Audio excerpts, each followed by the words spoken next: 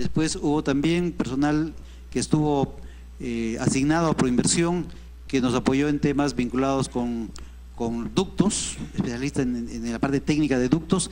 Ese era el apoyo interno, y el apoyo externo era el consultor integral Wood Mackenzie, que a requerimiento también por necesidades técnicas del proyecto contrató a una firma internacional muy conocida que se me acaba de olvidar, pero era una empresa muy importante de ingeniería, que participó como apoyo técnico en el proceso. Los resúmenes ejecutivos que firmaban Jaco Rosas, Edgar Ramírez Cadenillas y el señor Sánchez Torino, ¿eran vinculantes?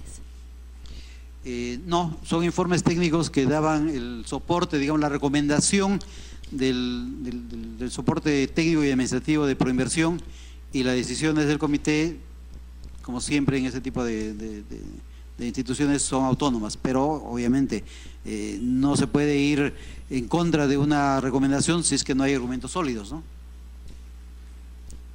¿Eran de cumplimiento obligatorio si es que tenían argumentos sólidos? No, no eran vinculantes, pero era un elemento importante en la toma de decisiones. ¿Las reuniones del Comité Pro Seguridad eran no presenciales?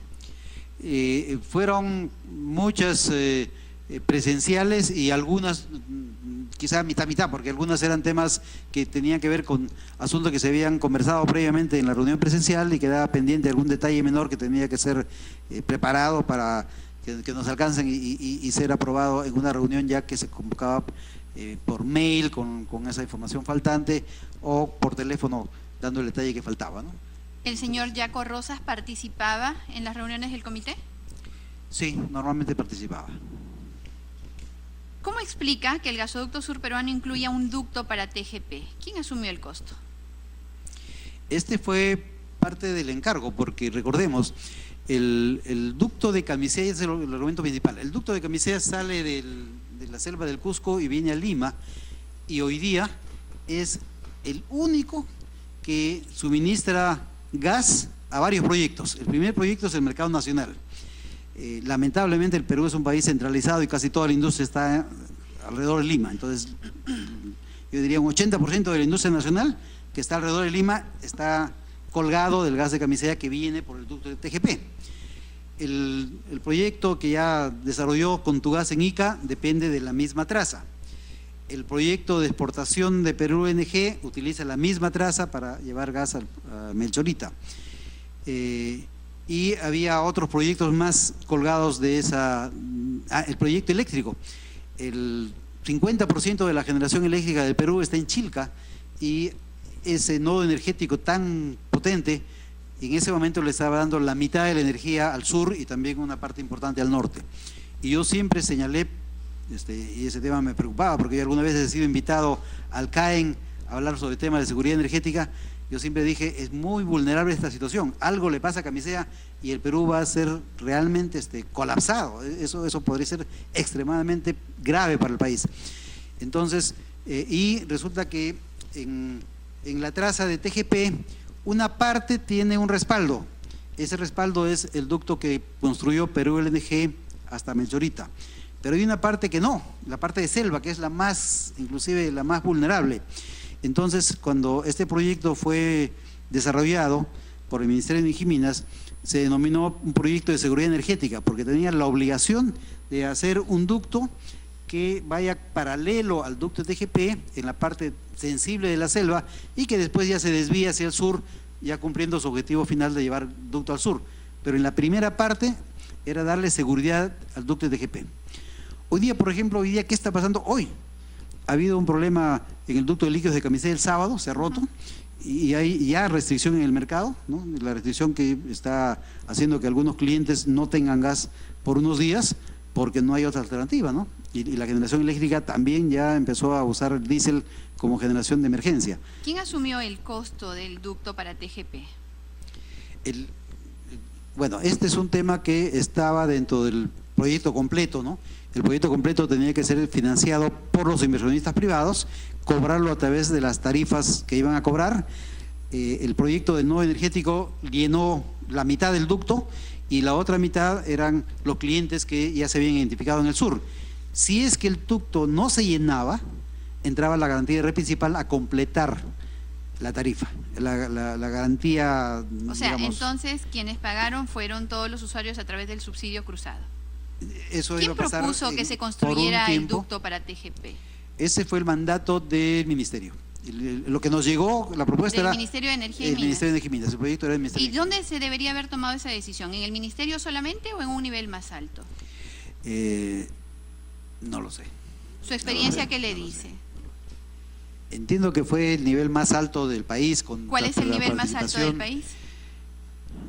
¿La Presidencia de la República? Con el perdón del caso, eso viene de la ley. La ley dispone eso y para mí el primer poder del Estado. La ley dispone que se construya un ducto de seguridad. Ducto para TGP. La ley No, dispone dice que para construyan TGP. el ducto para TGP. No dice para señor TGP, que Navarro. había que darle seguridad al ducto que hoy día es una condición extremadamente vulnerable y la ley aprobada en el Congreso disponía que se construya una parte para darle seguridad a ese ducto y inclusive recuerdo que la ley disponía que se haga un ramal a Anta, por ejemplo, con ese detalle. La ley disponía inclusive una traza preliminar e incluía esa parte de paralela al ducto TGP. ¿Qué ley, señor? No recuerdo el número, es una ley aprobada. ¿Qué artículo de la ley tampoco dispone que se construya el ducto de esa forma? No lo tengo, pero me comprometo a hacer llegar el detalle del caso. Sí, por favor. está. Y además de eso, ya que no decía que lo construya TGP, ¿quién dispuso que sea para TGP? Tampoco eso estaba previsto. Era que había que construir un ducto que vaya paralelo al ducto de TGP, empalme en determinado punto y ahí se desvía hacia el sur, un ramal a Anta y finalmente llegue a la costa del sur, ¿no? ¿Qué relación tiene con el señor Edgar Bartolo Ramírez Cadenillas? Ninguna en lo personal. En lo profesional conozco su trayectoria, él ha sido hace muchísimos años técnico de Ocinermin y después se convirtió en un consultor independiente, ¿no? Que lo he visto ocasionalmente en algunos congresos y foros especializados en temas técnicos, pero no hay una relación diferente a esa. ¿Cómo explica, señor Navarro, que el estudio de impacto ambiental aprobado para Kuntur haya sido utilizado por Odebrecht en el gasoducto surperuano? ¿Se trataba de otro proyecto? ¿O es que los CIA se pueden compartir entre proyectos? Ese es un tema que siempre se discutió a nivel de ministerios, porque hay proyectos complejos que pueden nacer bajo determinado enfoque y por alguna razón no terminan de completarse, y hay otra empresa que va a completar el proyecto, y si no se permite esa transferencia, empezar con un estudio de impacto ambiental puede demorar fácilmente 2 a 3 años. Es una decisión que yo no estuve en el momento que se discutió ya formalmente en el Ministerio. Entiendo que hubo un trabajo conjunto entre el Ministerio de Ambiente, que es el principal, digamos, que debe opinar en esos temas, y finalmente ha salido una reglamentación que permite, no con nombre propio, sino general, que permite que en casos importantes el estudio de impacto ambiental pueda ser transferido cuando hay interés nacional de por medio, ¿no? Es relativo entonces el estudio de impacto ambiental. Si se puede transferir de un proyecto a otro, ¿qué sentido tiene hacer un estudio de impacto ambiental? Hagamos un estudio de impacto ambiental y que todas las empresas relacionadas se acojan a él. ¿Es así de relativa la importancia de un estudio de impacto ambiental? Si se trata de proyectos que van a hacer básicamente lo mismo, que es llevar gas del Cusco hasta la costa sur, y en ambos casos tocar mollendo hilo, por ejemplo, con una traza básicamente la misma, el hecho de permitir que el estudio de impacto ambiental pueda ser usado por las empresas que en forma sucesiva o conjunta participen en proyectos de esa ruta, eso es algo que permite que los proyectos se hagan finalmente. Si no, ese simple tema puede demorar un proyecto más de 3 años y en el camino los inversionistas se van. Es bastante relativo eso, señor Navarro, y bastante delicado, además, dada su experiencia, trayectoria y los puestos que usted ha ocupado, la afirmación que hace. Porque entonces, digamos, ¿cuáles serían las medidas de contingencia en el caso de que está pasando en este momento? Se rompe, ¿cuál es el impacto ambiental? Sabemos que hay un impacto ambiental terrible sobre el agua, etcétera. ¿Es así de relativo el estudio de impacto ambiental? En todo caso, ¿puede precisarme la norma de transferencia a la cual se refiere? ¿De qué fecha es? No, porque fue posterior a mi salida del ministerio, pero en todo caso, eso no le quita la exigencia del estudio de impacto ambiental. El hecho de que se transfiera de una empresa a otra que va a hacer el mismo proyecto, no le quita exigencia a las condiciones del estudio de impacto ambiental. El estudio de impacto ambiental básicamente lo que hace es hacer un relevamiento de cuáles son las condiciones del ambiente donde se va a desarrollar el proyecto y qué cuidados deben tomarse en cuenta para no impactar ese medio ambiente, ¿no? Y eso es válido para la empresa A, la B, la C, cualquiera que haga un proyecto en esa zona. Y seguramente que independientemente de la trayectoria física que vaya a tener el proyecto en este caso, seguramente que es igualito, hay los mismos ríos, los mismos lagos, las mismas lagunas, ¿no? La misma posibilidad de impactar ambientalmente a una comunidad, es igualito, por lo tanto,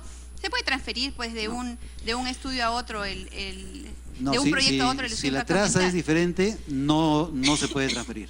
Y nuestra geografía es bastante homogénea, ¿verdad? Es tan predecible que puede permitir la intercambiabilidad de los estudios de impacto ambiental. No, si la traza cambia, el estudio de impacto ambiental no se puede utilizar. ¿Esta norma estaba vigente cuando Kuntur transfirió LIA a Odebrecht? No lo sé, yo ya no he estado presente en esa circunstancia, no lo sé. ¿Conoce si Odebrecht tiene relaciones con las empresas Gasoducto del Sur, Sempra, Tecpegas S.A. o Tecpetrol, South Peruvian Gas Pipeline S.A. o GDF Suez? Algunas de las empresas que he mencionado formaron parte del consorcio de 4 empresas que eran las competidoras con el consorcio que formó Odebrecht con Enagas de España, ¿no? O sea, en el proceso intervinieron muchas empresas, hubieron 14 al principio y por la magnitud del proyecto se empezaron a juntar en consorcios. Al final del proceso llegaron 3 opciones, una que calificó todo el proceso hasta el final y lo único que no presentó sobre el último porque fue una decisión de su propio directorio, que fue una empresa canadiense muy importante, Energy Transfer. ¿Odebrecht tiene relaciones con Tecpegas o Tecpetrol? No, creo que esa empresa formaba parte del consorcio opositor, Tecpetrol. Sí. ¿Odebrecht tiene relación con South Peruvian Gas Pipeline S.A.? No conozco esa empresa. No. ¿Suez? Suez. ¿Odebrecht tiene relación con Suez? En el concurso estaban en bandos opuestos. Suez formaba parte de un consorcio y Odebrecht formaba parte de otro consorcio. Además de este proceso, ¿conoce usted si Odebrecht tiene relación con Suez? No. ¿No conoce o lo está negando? No conozco. No conoce. No conozco. ¿Cuál fue el papel de la Corporación Andina de Fomento en los incrementos de los valores, de la inversión del gasoducto surperuano? Hubo una época en que se pidió a Petroperú que participe en el proyecto y la CAF fue una consultora con todo el respaldo que tiene la CAF, digamos, de seriedad en su participación, tanto en el aspecto técnico como el evaluar los temas financieros, evaluar todos los temas inclusive sociales y ambientales. Y ellos acompañaron a Petroperú en una etapa, no recuerdo ahorita los detalles, ni tengo precisión de los detalles, pero sí hubo un momento en que la CAF evaluó esta participación, ¿no? ¿Hizo el Comité Pro Seguridad Energética o solicitó un cálculo del endeudamiento y las obligaciones que adquiría el Estado por 30 años al garantizar el transporte de 500 millones de pies cúbicos diarios?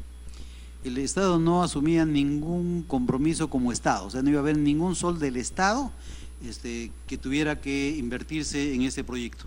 ¿Del subsidio cruzado? El subsidio cruzado era temporal, como se demostró en el caso de TGP, que solamente se usó los primeros años y en forma decreciente. Al principio tuvo una magnitud y se fue reduciendo hasta que rápidamente se extinguió, creo que en 4 o 5 años desapareció. En este caso iba a ser lo mismo y iba a involucrar a los usuarios eléctricos, no al Estado. El Estado nunca tuvo ningún compromiso que implicara desembolso del Estado en este proyecto. ¿El ingreso estaba garantizado? No con recurso del Estado. ¿Estaba garantizado? Sí. El ingreso estaba garantizado. En ese mecanismo que permitía tener tarifas cruzado. bajas. Exactamente. O sea, ¿qué considera usted Estado, señor Navarro? ¿Los usuarios del servicio de electricidad somos Estado? No eran recursos fiscales, era, digamos, la población usuaria de electricidad iba a tener un aporte si es que no había suficiente mercado y el ducto tenía un espacio vacío, iba a tener en forma decreciente este apoyo hasta que desaparezca este apoyo. ¿Desde ¿Y cuándo cuál era el beneficio? Tener tarifas eléctricas más baratas. ¿Desde cuándo conoce a Eleodoro Mayorga Alba? Eleodoro Mayorga fue funcionario de Petroperú en los años 80, fue el primero que estudió el proyecto de Camisea hace muchísimos años, años 80, hizo carrera en Petroperú, llegó a la gerencia general y se retiró de la empresa, se fue al Banco Mundial y el BID me parece, y estuvo en el Banco Mundial viendo algunos proyectos que en algunos casos lo hicieron venir al Perú para temas relacionados. ¿Desde cuándo lo conoce usted? Debe ser los años 70, no de los años 70. Sí. ¿Participó la empresa Techint en alguna fase de la licitación? Al principio, cuando sacamos al mercado la invitación para que se iba a desarrollar un proyecto de gasoducto al sur, se inscribieron como interesados muchas empresas. No puedo afirmar que fue Techint, pero sí recuerdo que hubo empresas que eran fabricantes de tubos y que querían información sobre el proyecto porque obviamente se iban a interesar en formar consorcios. Techint es un fabricante de tubos importante, ¿verdad? Sí, en el rubro que usted conoce, ¿es uno de los principales proveedores? En la región, sí. En la región. ¿En el país? También. En el país como también. En toda la región. Sí. El Estado, por otro contrato, está obligado a depositar en el fideicomiso los montos recaudados por el cobro de cargo por seguridad energética en la factura del servicio de electricidad, que es lo que hablamos como subsidio cruzado. Ahora que este cobro se ha suspendido y se está haciendo la devolución, ¿conoce usted cómo está cumpliendo el Estado con esta obligación? Conozco algunos de esos temas porque nosotros hemos, por ejemplo, en el caso de Petroperú, formado parte de esa cadena. Sinermin nos ha pasado una relación de clientes que han tenido el aporte de ese concepto y que van a transferirnos los recursos que en su momento han sido recaudados para que nosotros a su vez transfiramos esto a los clientes que han sido identificados por Sinermin. Ahorita, ¿cómo el Estado está cumpliendo? Sí, ¿de esa forma? Sí, yo he recibido la comunicación de Sinermin y estamos en ese proceso. ¿Conoce a los abogados de Delmar Ugarte? Sí. Entonces, ¿sabía usted que Mariana Simoes es consultora de Delmar Ugarte? No hemos trabajado con María Simoes. No recuerdo un abogado, que era un abogado que es el que permanentemente atendía nuestros requerimientos. No recuerdo. ¿Conoce que Mariana Simoes es consultora de Delmar Ugarte y que además tiene una relación familiar con Jorge Barata? No lo sabía. ¿Desde cuándo conoce, Eleodoro Mayorga fue accionista del estudio Laui Quijandría, ¿sabe usted? Accionista no, yo sé que cuando regresó, ya se jubiló del Banco Mundial, regresó al Perú y fue consultor del Laui Quijandría, no sé en qué condición.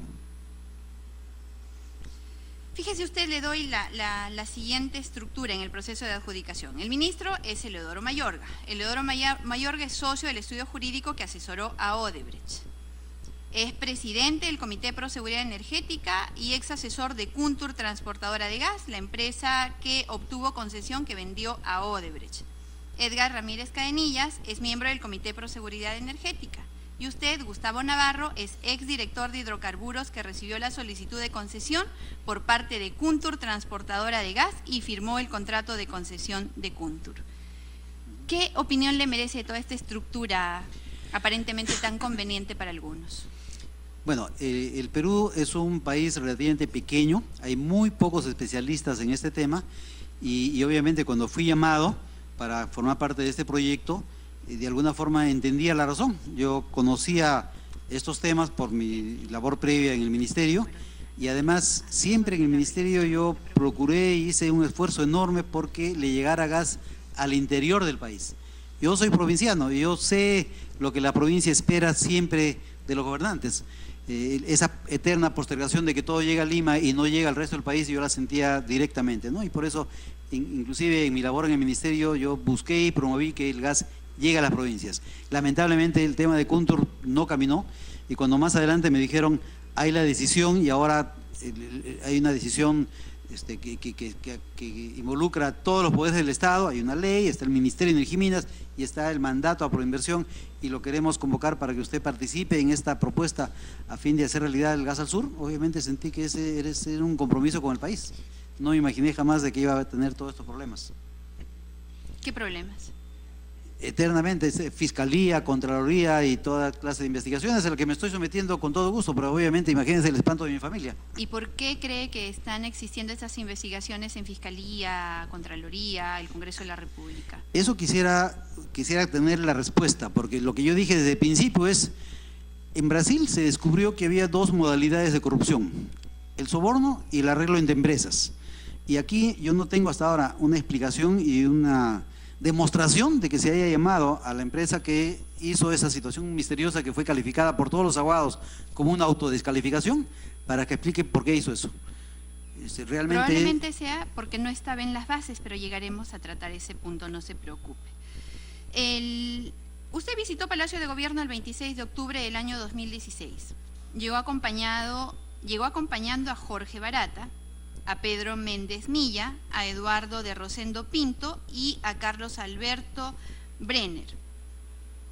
¿Cuál fue el motivo de la reunión, señor Navarro? Acompañando, no creo. Yo he llegado a Palacio, convocado probablemente por el presidente, pero no acompañando a nadie. Yo siempre salía de Petroperú. ¿En calidad de qué entonces estuvo presente en esta reunión a la cual acudieron también estos personajes? 26 de octubre del 2016. Está cerquita acá nomás, no ha pasado mucho tiempo. 26 de octubre... Del 2016. No. 26 de octubre de 2016 no he estado en Palacio. ¿Qué cargo tenía usted en octubre del 2016? Estaba como asesor de la Gerencia de Recursos Humanos de Petroperú. Era asesor de Recursos Humanos de Petroperú. Sí. No tenía ninguna función ni en Proinversión ni en el Ministerio. ¿No estaba destacado a otra entidad? ¿En este punto? No, yo por ejemplo soy miembro del directorio del IPEGA, que es el Instituto de Petróleo y Gas de la Universidad de Ingeniería, es un tema académico. Es Energía, que es una institución que hace temas de ahorro de energía y eficiencia energética, y en ninguno de esos casos he sido citado a Palacio en esa fecha tan cercana. Congresista Alcorta. Cuando la presidenta le pregunta dónde trabajaba usted en el año 2016, yo que tengo su currículum, dice 2016, el 3 del 3 2016, oficina principal gerente de abastecimiento, comercialización y distribución de Petroperú.